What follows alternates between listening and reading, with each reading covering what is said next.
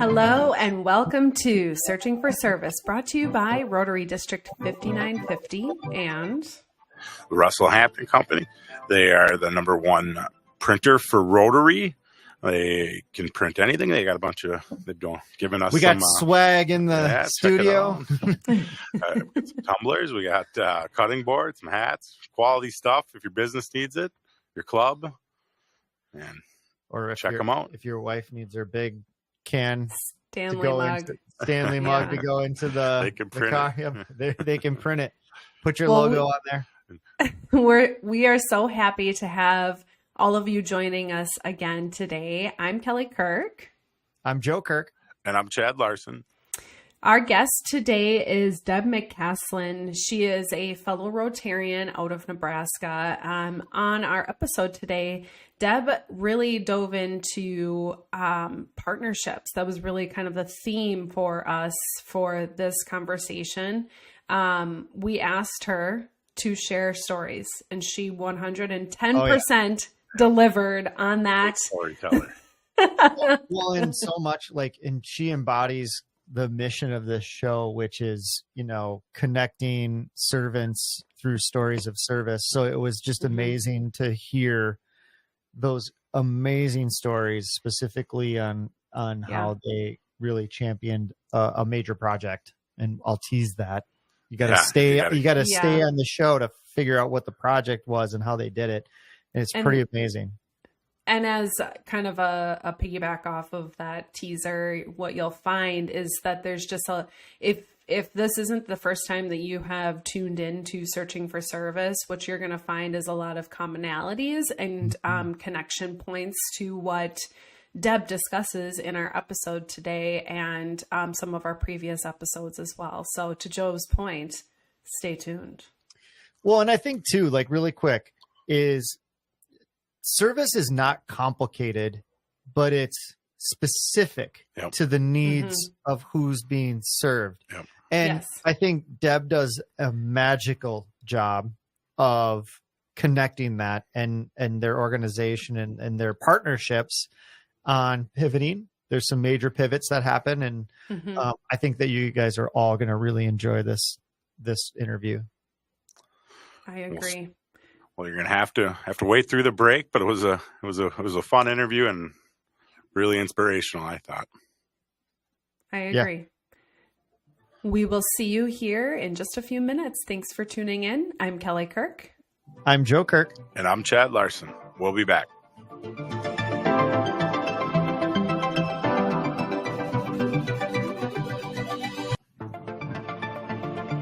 Hello and welcome back to Searching for Service, brought to you by Rotary District 5950 and Russell Hampton Company. They're the number one printer for Rotary, and they can help any of your businesses. Check out some of the swag we have here, and we thank them for their support. Quality's amazing. Our hosts, we've got Kelly Kirk. And I'm Joe Kirk. And I'm Chad Larson. And we are welcoming Deb McClasin, fellow Rotarian. Welcome, Deb. We're happy to have you. I'm so pleased to get here, and I'm wearing Russell Hampton swag. There you go. Are you really? That's your sponsor. It's funny you started giggling, so I understand now why. Well, Deb, let's just take some time to get to know you. So you are a fellow Rotarian. Which Rotary Club is it that you're a part of? I'm part of Broken Bow Area Rotary. Is located in the Sandhills of Nebraska, District 5630. Okay, wonderful. Nebraska. And how long have you been a Rotarian? Oh gosh, 20 plus years. It's kind of funny. I've had several careers. And my last one, I think, is the most special. And I literally retired into Rotary and absolutely love it. I just can't quite get enough of it. Huh. That is so fun to hear. Before we dive into that, I want to find out how you found Rotary. How did you get into Rotary? It's a story in itself. I was spent 20 plus years as a classical musician. I literally played oboe all over the world in orchestras. And then after my husband retired from the Air Force, we moved back to our hometown in Broken Bow, Nebraska. And I started working at the newspaper.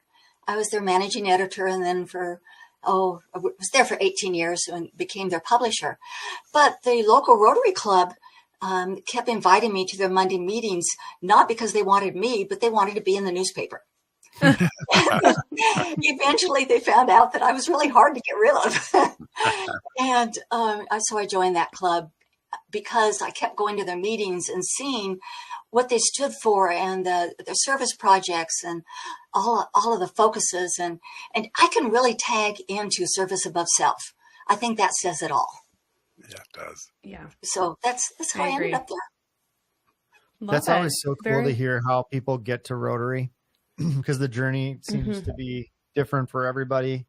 And, you know, it seems like that it was kind of in your blood even before that too. Just the service aspect of it. And it was just a wonderful vehicle for you to, you know, be part of your community and serve.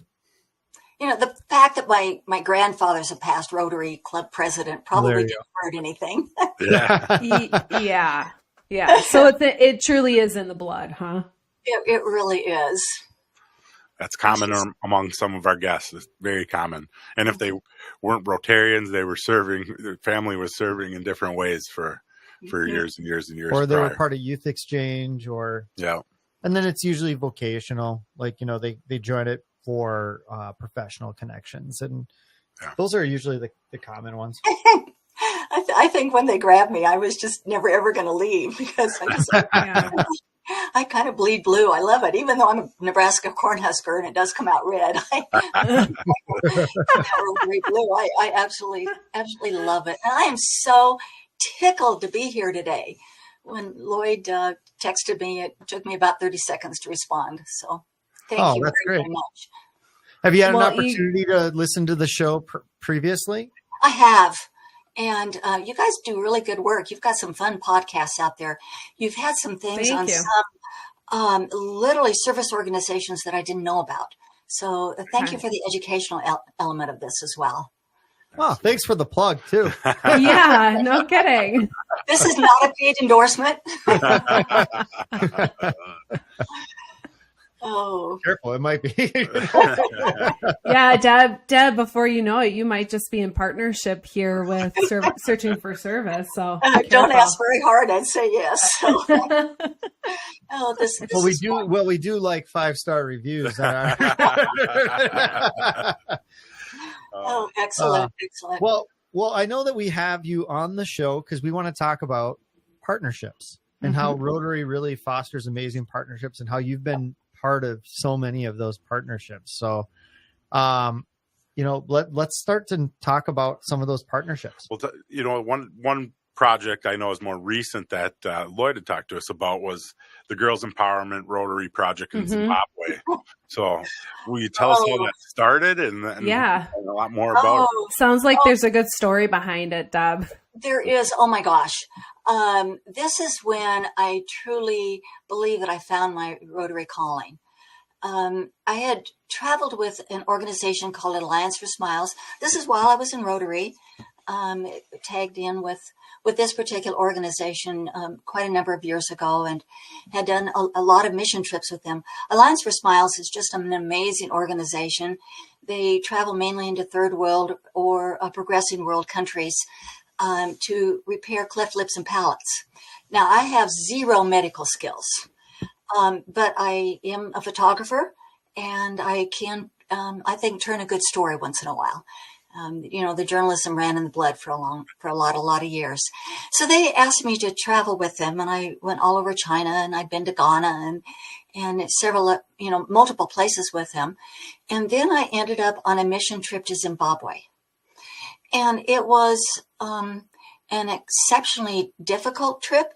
And it was difficult because when we arrived, the line was so long with families who were very, very much wanted the repair for these beautiful children. And I'd like to emphasize that I spent a lot of years living overseas. I lived in Taiwan, I lived in the Philippines, I lived in Europe. And so when I would travel, I always expected to see different things. I expected to eat different food. The smells would be different. Sometimes the shades of the colors of our skin would be different, the shapes of our eyes, our languages, how we carry ourselves would be different. But the thing that struck me over and over and over again with Alliance for Smiles was not our differences, but how alike we are. Moms just want the best for their children. And I don't care what language you speak or what country you're located in. You just, and moms and dads are the same everywhere. And in Zimbabwe, we had this huge line of moms and uncles and grandparents wanting these life-changing surgeries for their children. Well, my job was to interview the families as they came through. I had this checklist of questions to ask, basic questions. How old are you? How did you hear about the program? What was your diet? What have you been eating? What do you wish for your children? Not medical questions, because I'm not medical, but real life human questions. And we were backlogged. And so the nurses ahead of me who did the medical exam said, Deb, hold up the line. Just start talking. Find a couple of good stories in that line. Just hold up the line. And so a mom sat down with this beautiful child, and I asked her this question. And I had time because they were, so I started going with, well, tell me about your village. Tell me about your living accommodations. Tell me about where you are. And then I asked the question, well, tell me about your water. Where do you get your water? And she said, I get it from the river. And then I said, do you go swimming in the river? Do you bathe your kids in the river? And she gave me this, I can't believe you just asked me this really dumb question look. And it was a look that I don't think I've received since I was maybe 11 years old, and it came from my mom. Really, you are absolutely the most stupid person I've ever met in my entire life look. And I went, and she goes, and she looks at me, she goes, you don't get it. You absolutely do not understand. And I said, I don't think I do understand, but will you please explain it to me so I can understand? And she says, no, we don't swim in the river. Number one, there's things that'll eat you in the river. Number two, why would I waste such a precious resource? Do I bathe my children? Never. Do I wash my clothes? Never. I walk 2 hours each direction to get water. That's what you don't get. And that whole conversation really changed me. And I think I started to become more in tune with these wonderful people that we were trying to help. And afterwards, I kicked off with the nurses and went to Victoria Falls. And the nurses wanted to go shopping, and I hate to shop, so that's not my thing. And there was this sign on the wall that said, Rotary Club meets here. And I went, I'm going to go to the Rotary Club meeting. That sounds wonderful. And I went to the Rotary Club meeting and met the most wonderful people. And they spent the afternoon running me around the area of Victoria Falls, showing me all the fantastic projects this club did. And we sat down and started talking about needs. And I absolutely loved the conversation, became Facebook friends and WhatsApp chat friends with these folks, went back and told my husband all about it and said, we've got to go visit. 6 months later, we returned and we sat down and started talking global grants. This was pre-COVID. And we started working on a grant for the girls. And then COVID hit. And when COVID hit, the same club came back and said, this grant is not our most pressing need right now. Our most pressing need is water and food stability. So we dug wells and we built community gardens. And then after COVID passed, we started back on this path to empowering girls. And during this period of time, Norm and I made several trips back. And then a trip, about a year and a half ago, we sat down with the health minister of the province and the educational minister of the province and the Victoria Club, Falls Club, really, and with the help of their government leaders, came up with this beautiful project. And I absolutely love it. The project is just short of $70,000. It's a global grant. We've received it. And we couldn't do it without partners. We have partners from all over the U.S. and India and Africa, and just really worldwide partners in this who contributed toward it, and individuals. And the project puts sewing machines into 123 high schools. And it teaches the girls how to make washable sanitary pads. And an interesting thing is that you start talking about this, and I've done so many club presentations that some of the guys at the back of the room will kind of start to scrunch down. just as the guys on the show are doing right now. This is you can just see them getting uncomfortable. Especially when I talk about what the girls were doing. And during one of the visits, I sat down with some of the teen girls and I said, well, how do you handle it? Because sanitary pads are so expensive and they don't break down, the one-time use ones. So they use leaves, they use grass, okay, guys, just brace for it. My husband has to brace every time I go into this part of the spiel. They use dried cow dung. You squeeze out the moisture and you dry it in the sun because dried cow dung is very porous. But the girls also get sick because of the bacteria. Yeah. So this just became a wonderful project to do. And I love the elements that it's going to bring into the schools because I'm an old economic developer. So we did the survey of different businesses, the safari camps, the hotels, all this other kind of stuff, the travel agency. What do you need? Who would you hire? What skills can we bring in? Because it doesn't do you a bit of good to teach a skill unless there's a job on the other end. Yeah. And they were telling us, send someone who can sew. I think we have a win-win, guys. Yeah. So we put the sewing machines into the schools. We teach entrepreneurship skills. The health industry, the health department in Zimbabwe for this Hwange district is sending in the nurses to teach hygiene and all this other kind of stuff. HIV is hugely prevalent throughout sub-Saharan Africa. This will give the education that's needed to combat that. And then we're sending in folks to teach entrepreneurship, business skills, Excel spreadsheets, all this other kind of stuff. And we're just really excited about it. The grant is a 5-year lifespan because it is a Rotary International grant, and you have to track your statistics for 5 years. And I'm hugely excited about these statistics. Estimated impact first time around is 6,000 girls. Wow. So statistics right now say that if you can keep a girl in high school, how many generations down that will impact. So if you think of these 6,000 first generation girls, the impact it'll have for that next generation and the next generation and the next generation, I believe it's absolutely life changing. And we have Deb, can we go back to something really quick? You bet. First of all, you're a musician. You worked in newspaper. You worked in what haven't you done? But something I'm only 5'2". I can't throw basketballs. Well, I don't have an athletic bone in my body, and I hate crafts. We all have limitations. Yes.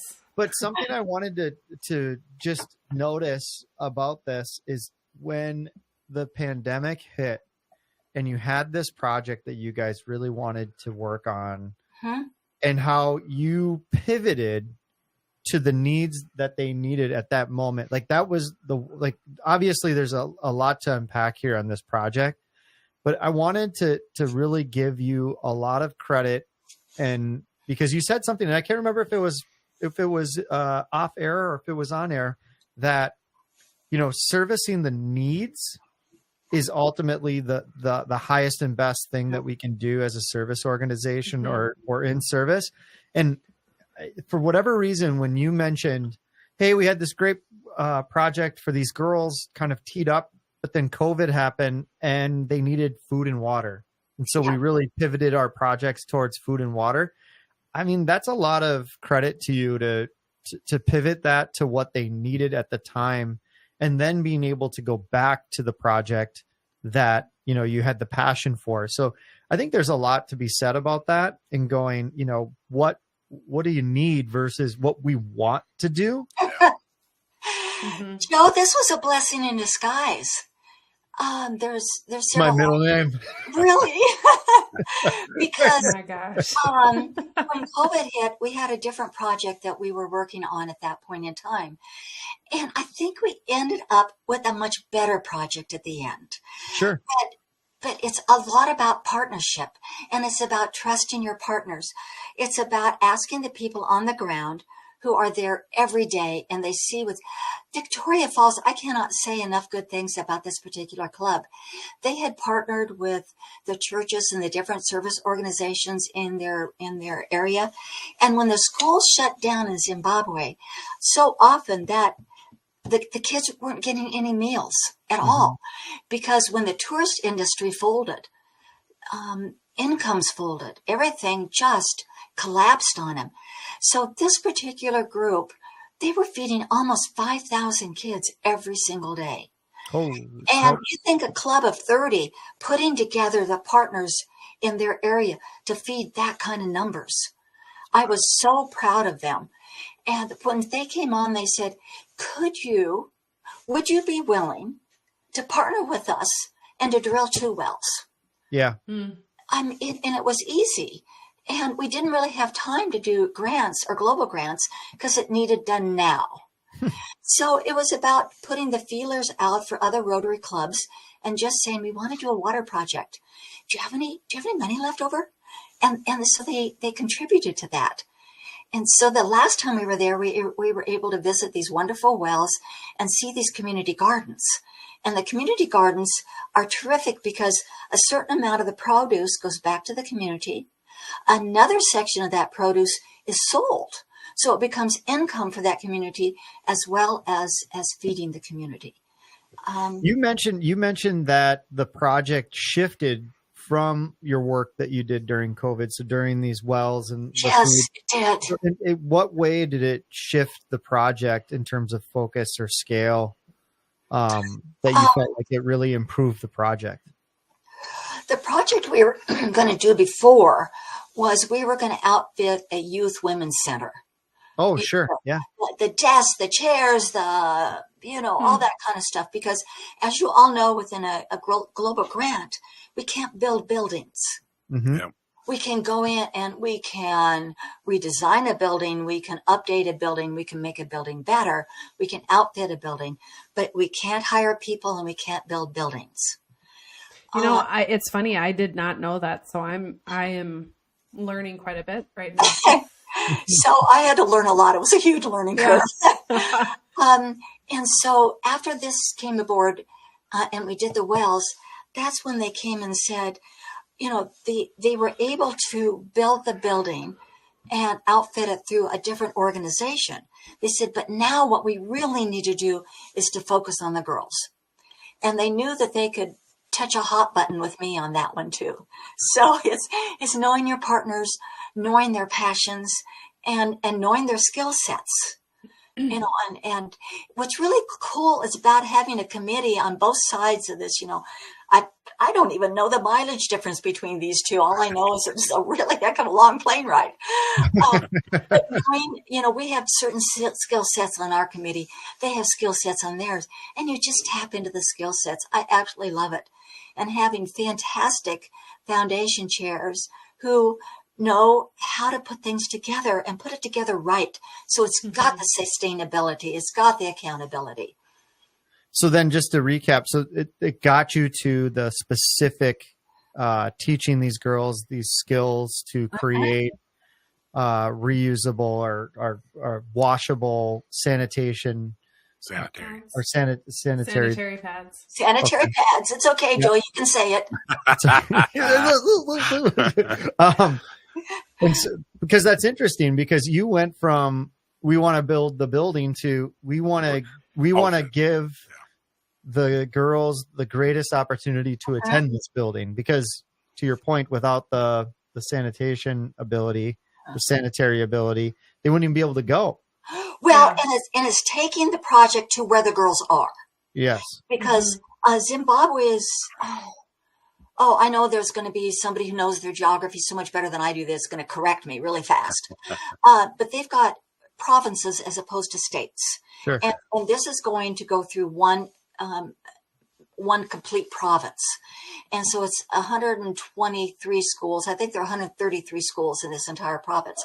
But it's going to take, and these schools are a long ways apart. Mm-hmm. Hours of driving to get from one to the next. So it's going to take the project to where the girls are. And by the way, of these 123 schools, only 3 have electricity. And I think only 5 or 6 have water. That's Wow. so So fascinating. our initial dream of this project also put in bathrooms, but we also knew that it was going to take so long to get there. We Mhm. needed to pare it down. And so it's now we're going to have several projects. And the first project is putting in these pedal sewing machines. Okay. I love it.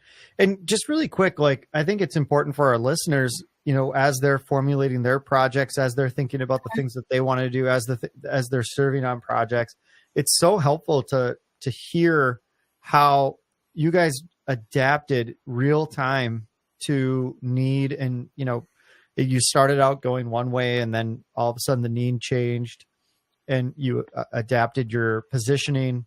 And you kind of, what would you say is you kept as your kind of North Star in all of this to make sure that you're continually serving that specific need, that whatever that need is, you know what I mean? Like you're kind of staying on your North Star versus getting distracted or getting pulled down to another rabbit hole.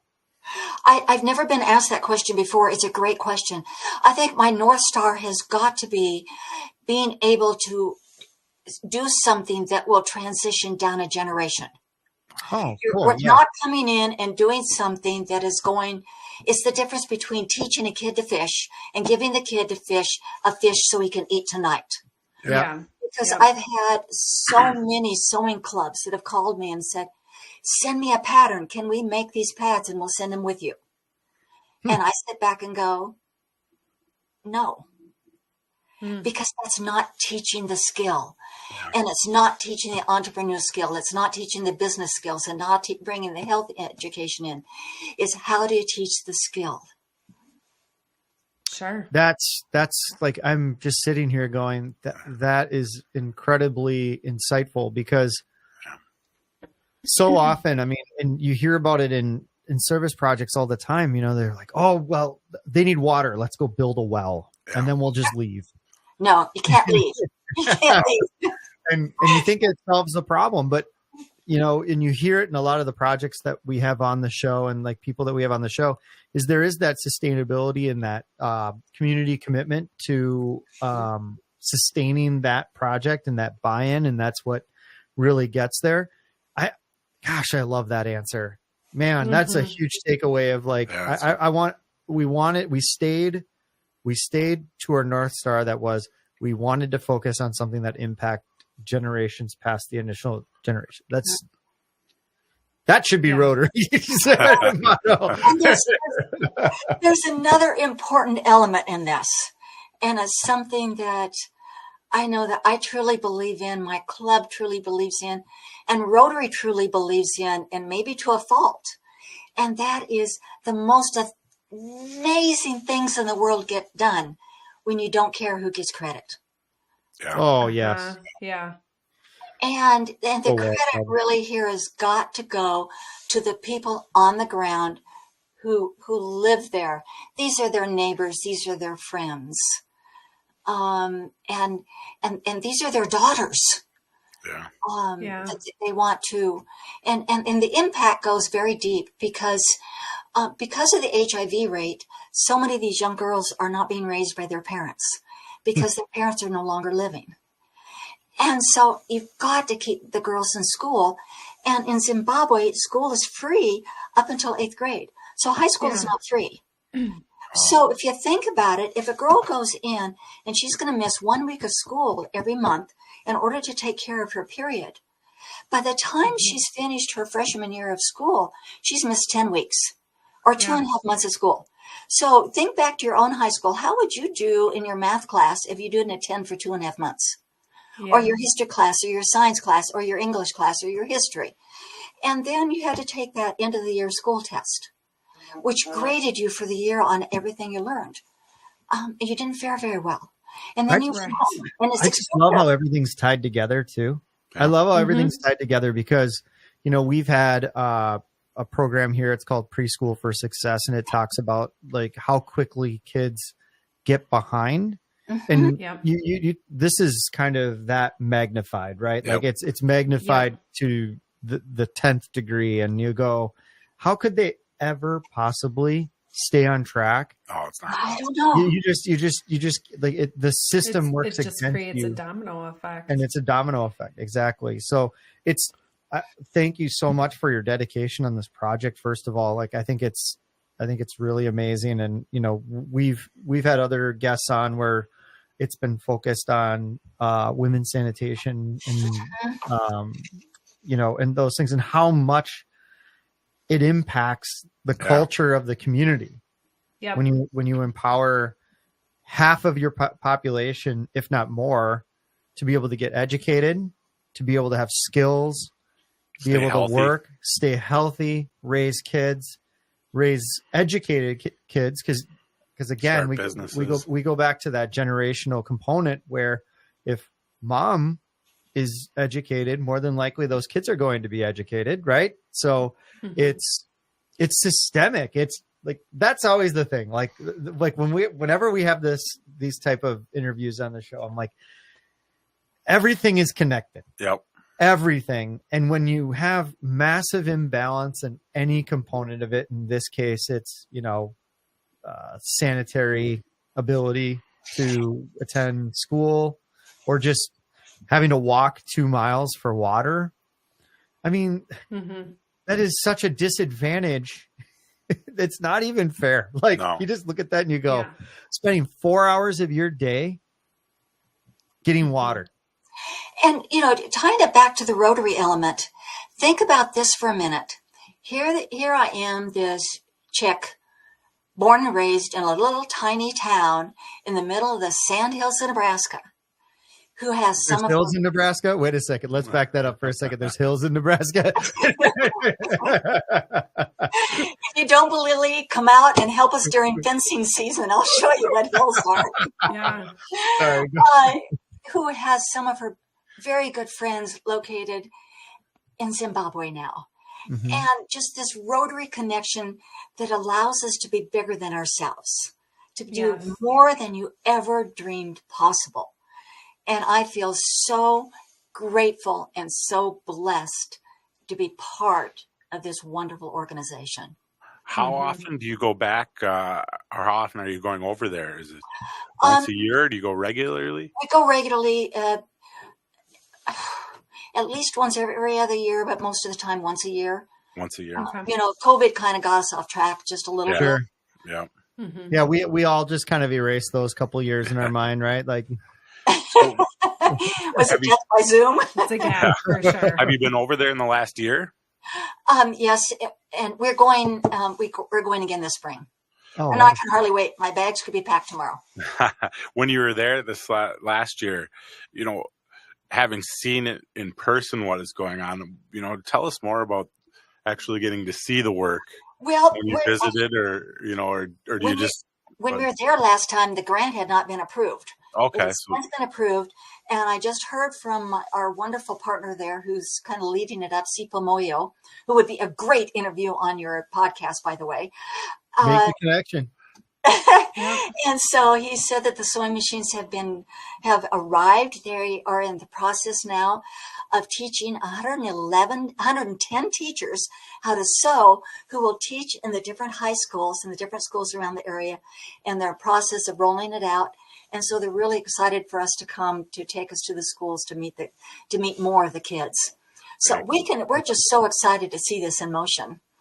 And you're a photographer, so you'll be able to share some of those pictures that's right. with us. That's right. I forgot about photographer too. Half of my 22 pounds or more than my 22 pounds I can carry as my photography gear. I can't wait to see some of it. Very cool. Just to kind of get back to the partnership component, what has been your favorite partnership? And you can say that you're representing Rotary. Your favorite partnership that you've had on this project? Like what was maybe one of the ones that you didn't expect that came along?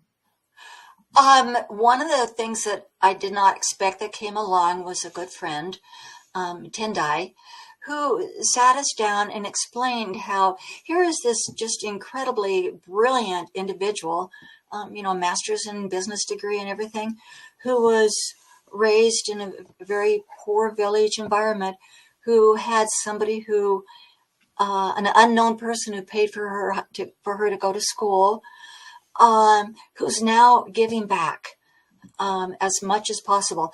And how many of our partners in Zimbabwe and in our own here local club give back. And the other great partnership that has shown up on all of this is how many Interact clubs across our district did fundraisers for this particular project. I went presented at their club, and they're very willing to talk about it, and they wanted to help their fellow high school partners in another country stay in school. It was important to them. That's a cool connection. That's a great Yeah, you can see how that would. And that surprised me. I don't know why it surprised me. It shouldn't have, but it did. Yeah, no, after you said it, that makes a lot of sense. Makes a ton of sense. Peers. But yeah, the other surprising element, and I got to brag for a minute, is our granddaughter took this project and expanded on it and worked out how to do a composting material that could be put into a sanitary pad. She developed it last year as an 8th grader and took it to the statewide STEM competition and presented on the project in Zimbabwe, and her take on the project, and came out with the first prize. Wow. Well, I mean, what a problem, right? Like, because part of the reason why they're not using the one use disposal. One use. Speaking from my experience, of course. And the main reason is that they don't decompose, correct? Like that's part of the problem. Yep. Okay. Correct. And single-use plastic products in Zimbabwe are illegal. Sure. Oh, brilliant. And also they're very, very expensive. And when you think to buy a sanitary pad or a pair of panties is $4, and your yearly income is maybe $250 because your income is on subsistence farming. Jeez. It's tough. Yeah. Yeah. Wow. Holy smokes. If that doesn't give perspective right there in many ways. We're just so honored to be part of this project. And I know my club just beams about it every time we do another Zoom with our partners there. They all just jump on. It's just great. Oh my gosh. Deb, so I encourage clubs to do this. Yeah. Can you believe that we're kind of bumping up against our time already? Like, isn't that amazing? I feel like we just started to talk to you. We asked Deb to share stories, and she 100% delivered on that request. So, and it's funny because I know, Deb, without a shadow of a doubt, that there are so many other stories. So I think that perhaps we just have you on again as a second time guest. So. One thing I always like to ask is how can people listeners support or get involved, or, is there way, is it donations? Is it, their clubs being interested in the project? Tell us more about, how somebody may, be inspired by this and want to support it. Yeah.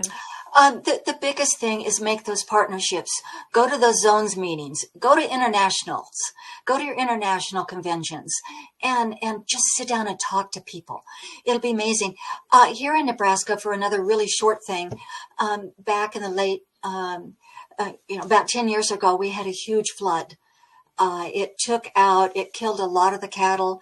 It was just devastating to us around central Nebraska. And so we reached out to our international partners and wanted to purchase a food trailer to help feed a lot of these ranchers and everybody who were just devastated by this flood. And so all of a sudden we wrote a global grant project that was coming back to Nebraska.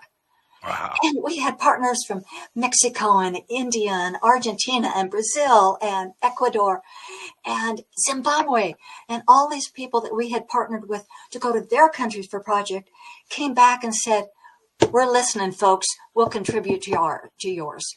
That is the first that I've ever heard of a global grant coming backwards. Yeah.